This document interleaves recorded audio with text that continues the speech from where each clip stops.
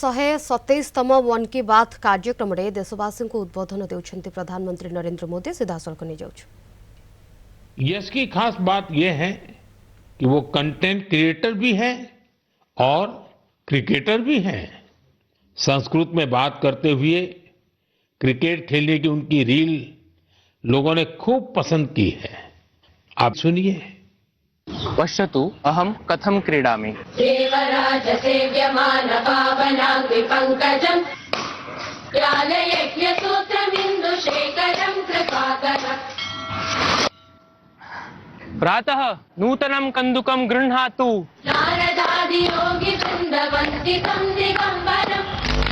इमं कन्दुकं सावधानेन पश्य च षटकाय ताडय। काशिकापुराधिनाथ कालभैरवं भजे,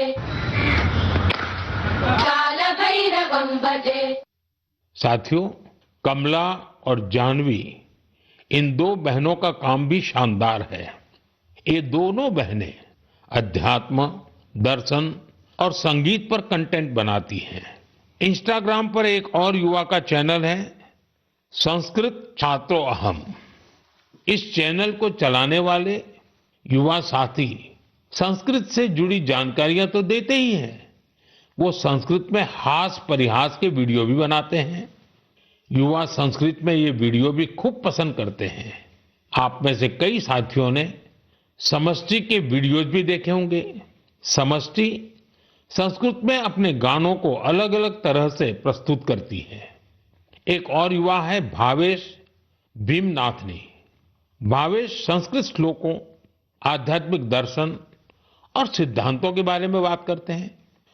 साथियों, भाषा किसी भी सभ्यता के मूल्यों और परंपराओं की वाहक होती है। संस्कृत ने ये कर्तव्य हजारों वर्ष तक निभाया है। ये देखना सुखद है कि अब संस्कृत के लिए भी कुछ युवा अपना कर्तव्य निभा रहे हैं। मेरे प्यारे देशवासियों, अब मैं आपको जरा फ्लैशबैक में लेकर चलूंगा। आप कल्पना करिए, 20वीं सदी का शुरुआती कालखंड। तब दूर दूर तक आजादी की कहीं कोई उम्मीद नजर नहीं आ रही थी। पूरे भारत में अंग्रेजों ने शोषण की सारी सीमाएं लांघ दी थी और उस दौर में हैदराबाद के देशभक्त लोगों के लिए दमन का दौर और भी भयावह था। वे क्रूर और निर्दयी निजाम के अत्याचारों को भी झेलने को मजबूर थे। गरीबों, वंचितों और आदिवासी समुदायों पर तो अत्याचार की कोई सीमा ही नहीं थी। उनकी जमीनें छीन ली जाती थी, साथ ही भारी टैक्स भी लगाया जाता था। अगर वे इस अन्याय का विरोध करते तो उनके हाथ तक काट दिए जाते थे। साथियों, ऐसे कठिन समय में करीब 20 साल का एक नौजवान इस अन्याय के खिलाफ खड़ा हुआ था। आज एक खास वजह से मैं उस नौजवान की चर्चा कर रहा हूं। उसका नाम बताने से पहले मैं उसकी वीरता की बात आपको बताऊंगा। साथियों, उस दौर में जब निजाम के खिलाफ एक शब्द बोलना भी गुनाह था, उस नौजवान ने सिद्दीकी नाम के निजाम के एक अधिकारी को खुली चुनौती दे दी थी। निजाम ने सिद्दीकी को किसानों की फसलें जब्त करने के लिए भेजा था, लेकिन अत्याचार के खिलाफ इस संघर्ष में उस नौजवान ने सिद्दीकी को मौत के घाट उतार दिया। वो गिरफ्तारी से बच निकलने में भी कामयाब रहा। निजाम की अत्याचारी पुलिस से बचते हुए वो नौजवान वहां से सैकड़ों किलोमीटर दूर असम जा पहुंचा।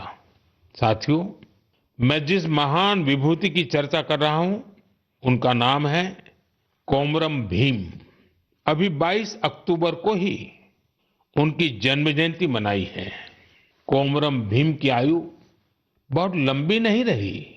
वो महज 40 वर्ष ही जीवित रहे, लेकिन अपने जीवन काल में उन्होंने अनगिनत लोगों, विशेषकर आदिवासी समाज के हृदय में अमिट छाप छोड़ी।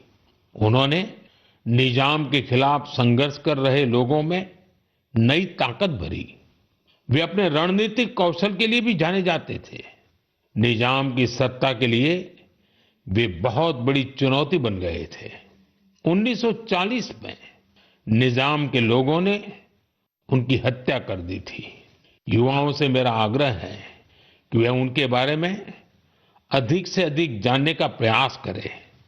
कोमरम भीम की ना विनम्र निवाली आयन प्रजल हृदयालो एप्पटिकी नीलीची वंटारू। साथियों, अगले महीने की 15 तारीख को हम जनजातीय गौरव दिवस मनाएंगे। यह भगवान बिरसा मुंडा जी की जयंती का सुअवसर है। मैं भगवान बिरसा मुंडा जी को श्रद्धापूर्वक नमन करता हूं। देश की आजादी के लिए, आदिवासी समुदाय के अधिकारों के लिए उन्होंने जो काम किया वो अतुलनीय है।